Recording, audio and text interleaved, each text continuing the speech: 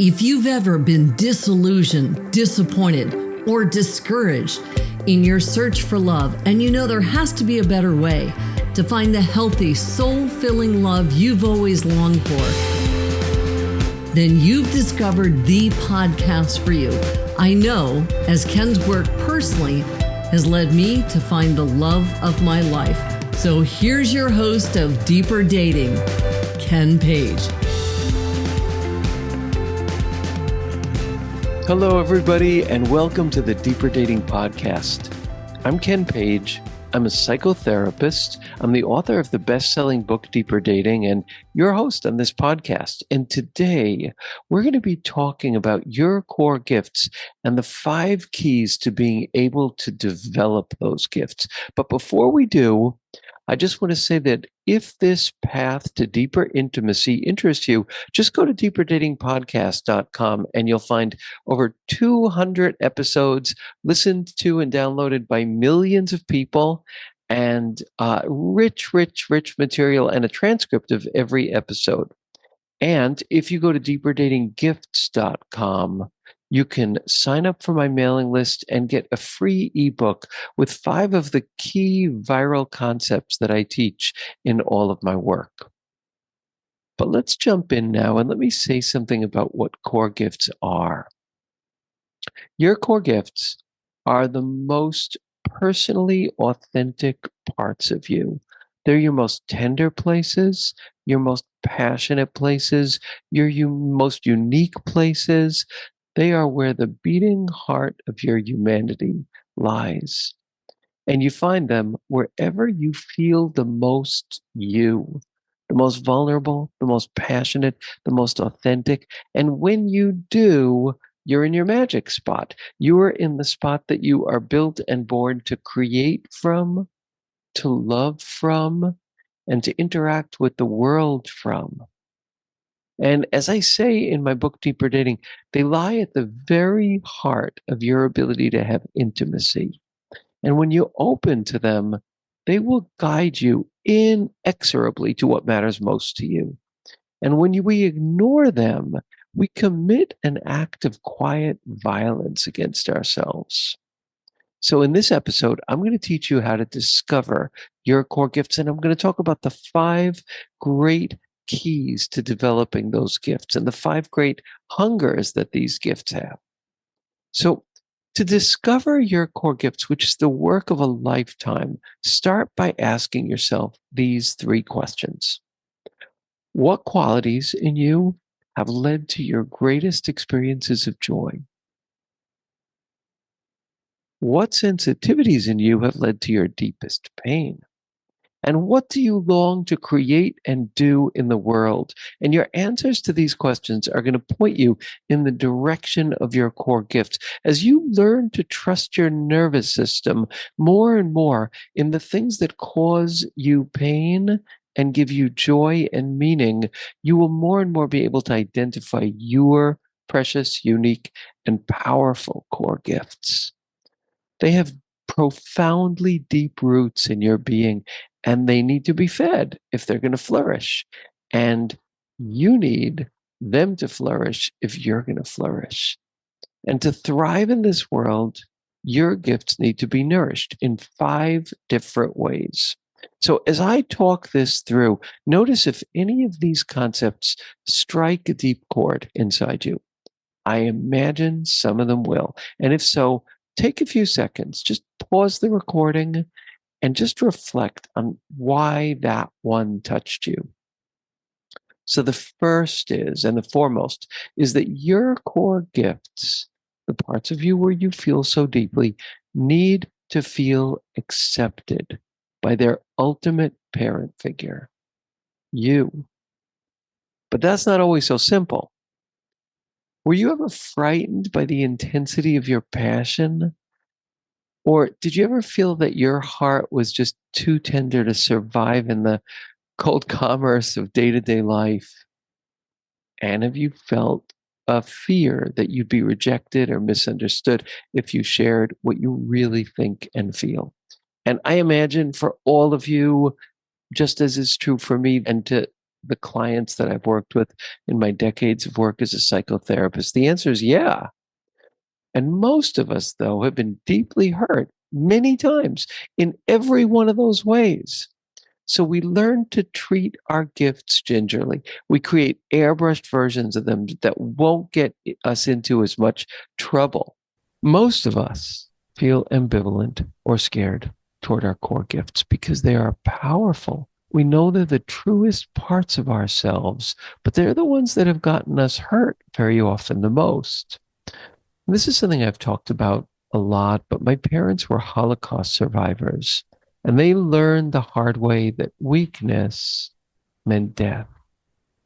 And growing up as a gay boy in the 50s and 60s, I was really ashamed of my sensitivity. I was embarrassed by how I was moved to tears so easily. Um, my mom actually brought me to the doctor to make sure that I didn't have a problem with my tear ducts. I was humiliated by my intense emotional response to other people's suffering, to things that felt off in my environment. They kind of knocked me down at the knees. And I knew then that my sensitivity was a weakness. And now I know that it's the opposite. This was my weakness. My weakness was my lack of respect for my sensitivity. That sensitivity is one of my core gifts. And I really think that my best writing and my best work as a therapist and my best teaching and speaking springs from those very qualities I always thought I had to hide, particularly in romance. The work of deep self-acceptance doesn't involve building some larger than life self-confidence, which is like the crap that we get taught in dating advice again and again and again. It's more about a moment-to-moment acceptance of the currents of experience and emotion running through every moment of our days. Your core gifts, my core gifts, are always trying to get us to listen, sometimes in a whisper, sometimes in a shout, sometimes by painful silence and emptiness when they feel that we're just not listening. As long as we're alive, they will be waiting for us to love and accept them and to finally give them their freedom and the honor that they deserve. So the next hunger is having our core gifts shared. Because giving and being given to are not luxuries, they're imperatives. What water is to a plant, generosity is to your gifts. We all hunger to give. We long for children. We long for pets. We long for loved ones. We long for creative expression because unfettered giving is one of life's absolute joys. Our core gifts must be given and must touch other people. And we need to see that happening before we can ever feel that we are truly worthy in this world. In self-psychology, they speak about the ingredients of trust. And one of them is that our gifts will be received in the world. And in my many years as a psychotherapist, I've seen again and again that my clients who are generous are the ones who are the most capable of happiness. A question for you. Which of your gifts do you long to share? Another really interesting hunger of our core gifts is they need us to cultivate their complement, their opposite. In order for our gifts to have legs in the world, we need to develop their complementary opposite quality in us. Our tenderness needs bravery. Our generosity needs boundaries. The visionary needs to cultivate practicality. The practical person needs to cultivate their vision. And the generous person, like I said, needs to cultivate their no. On some level, most of us would really rather not do the work of cultivating this opposite. It's hard. It's uphill. It's hard to cultivate the opposite quality of our dominant gifts. But when we do, something powerful happens. We find our self-respect growing. We get stronger. The trunk of the tree of our being gets thicker and stronger. We feel more solid, more self-confident, and we like ourselves more and respect ourselves more. And we feel more like adults, but maintain the child inside as well. So our core gifts will probably always remain dominant because perfection isn't the goal, but a rich life is. And this is something really interesting. The more we have cultivated our opposite quality to our gifts, the more we'll be attracted to people who have a balance around that. The less we cultivate the opposite complementary quality of our core gifts, the more we're going to be sexually and romantically attracted to people who carry that quality in an extreme way. So, for example, somebody who's generous of spirit but can't set limits is going to be attracted to someone who's selfish, someone who is great at taking but not so great at giving back. For me, as I said, my weakness lay in my inability to honor and dignify my sensitivity. As I developed more backbone around honoring my sensitivity, I got less and less attracted to guys who were cocky and arrogant, and more attracted to guys who could express goodness and were kind of more integrated. So the more you cultivate the complementary qualities to your precious core gifts, the more you're going to find yourself attracted to people who appreciate those gifts and won't take advantage of them or step on them or demean them. The next is learning. Your core gifts need to be respected enough to be developed. Our core gifts hunger to be tested, to push past fears and obstacle illusions.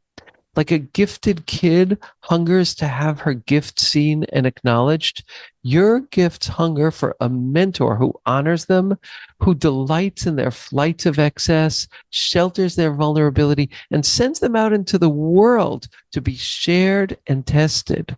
And creating that inner sense of discipline is a rare accomplishment. It takes time and it takes effort. But our core gifts want to be told, you have magic. You have genius. You need to be built up and lived and developed. Because our core gifts aren't stagnant. They're like constantly longing to take us into the next mystery. They compel us to take a risk, to turn the next corner, to meet the next enemy, to devour the next limitations. They're hungry and they're powerful.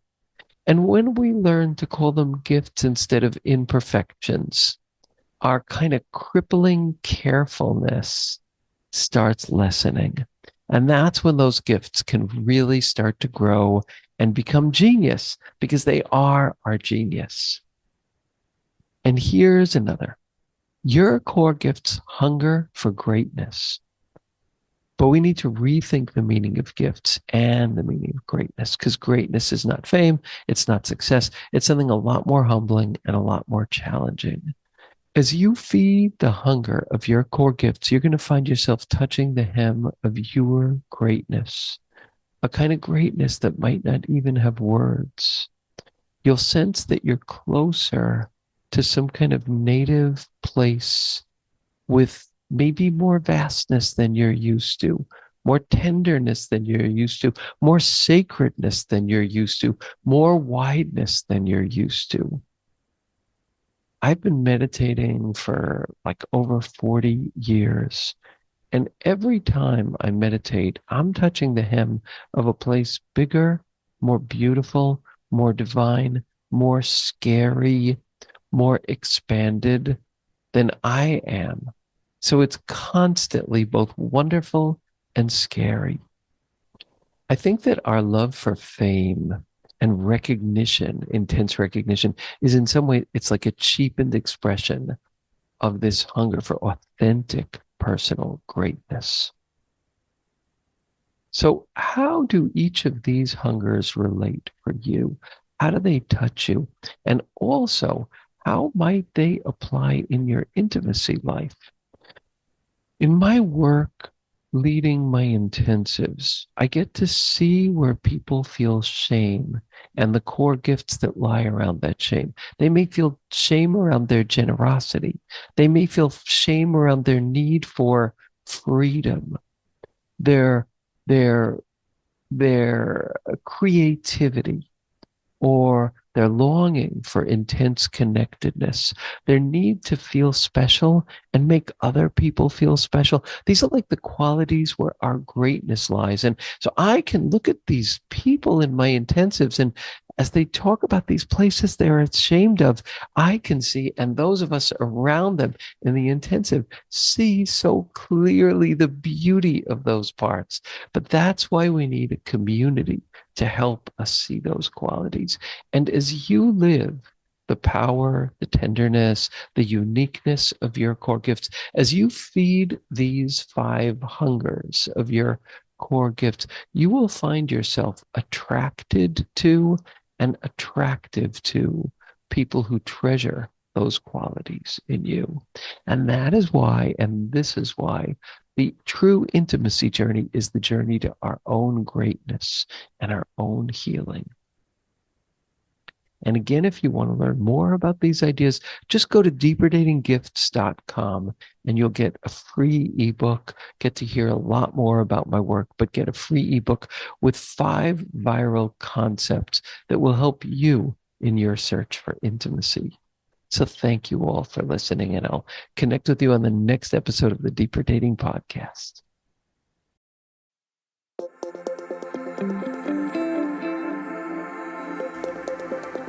And that's it for today's episode of Deeper Dating. Be sure to go to deeperdatingpodcast.com, as Ken has a few more gifts for you. Then join us on the next episode.